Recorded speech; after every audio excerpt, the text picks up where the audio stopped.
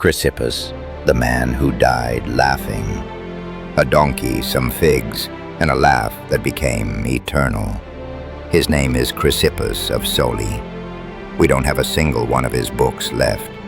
And yet, without him, Stoicism might not even exist today. He was the most brilliant among the ancient Stoics. He wrote more than everyone else combined. He thought more than everyone else combined. And yet, today, almost no one remembers him. This is a journey through a forgotten name, the man who shaped a philosophy that would change the destiny of emperors and slaves alike. Chrysippus was born around 280 BC in Soli, a city in Cilicia, now part of modern-day Turkey. As a young man, he moved to Athens, the intellectual capital of the ancient world.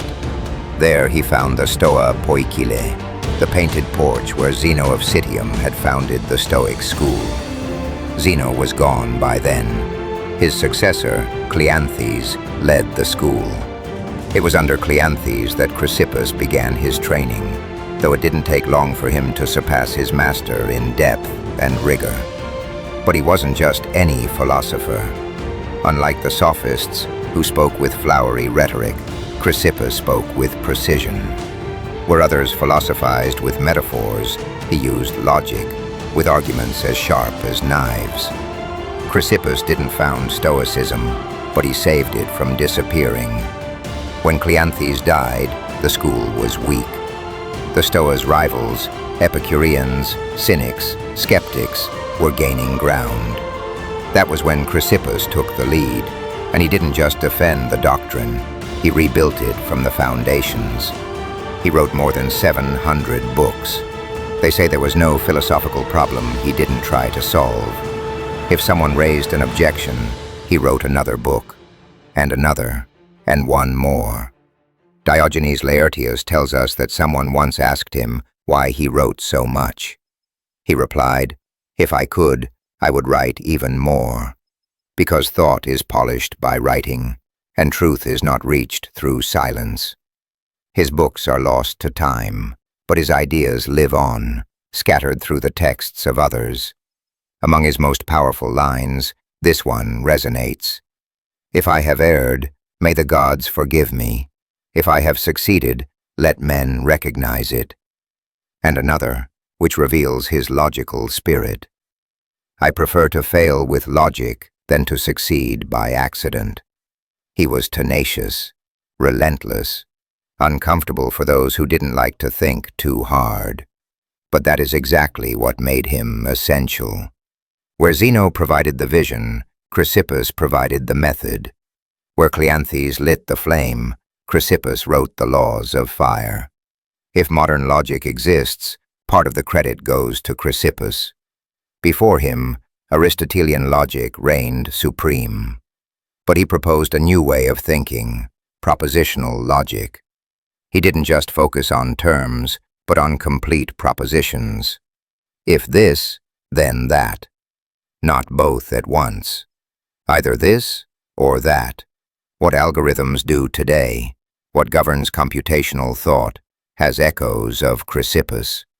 And not only that, he also firmly defended the idea of a rational and determined universe, governed by the logos, that divine intelligence that flows through all things. Everything happens for a reason. There is no such thing as chance, only causes we do not yet understand.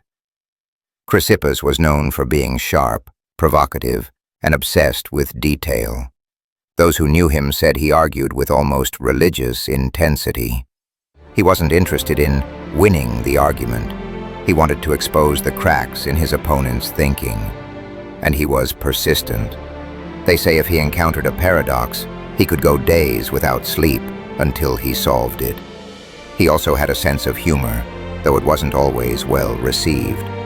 "One day you will see me silent. That will be the day I have stopped philosophizing."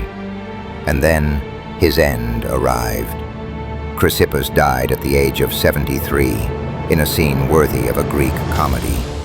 According to Diogenes Laertius, he saw a donkey eating figs, and in a mocking tone he said, Now give the donkey a drink of pure wine to wash down the figs. He laughed so hard that he couldn't stop. He kept laughing until his body couldn't take it anymore. He died of laughter, literally. A mind forged in logic, a defender of reason, defeated by his own joke. An irony of fate, or the final gesture of a sage who understood the absurdity of taking life too seriously. Today, Chrysippus's books no longer exist. They were lost, burned, or simply forgotten. But his influence remains in every Stoic idea, in every reflection of Epictetus, Seneca, and Marcus Aurelius. Because without Chrysippus, Stoicism would have been just a beautiful ideal.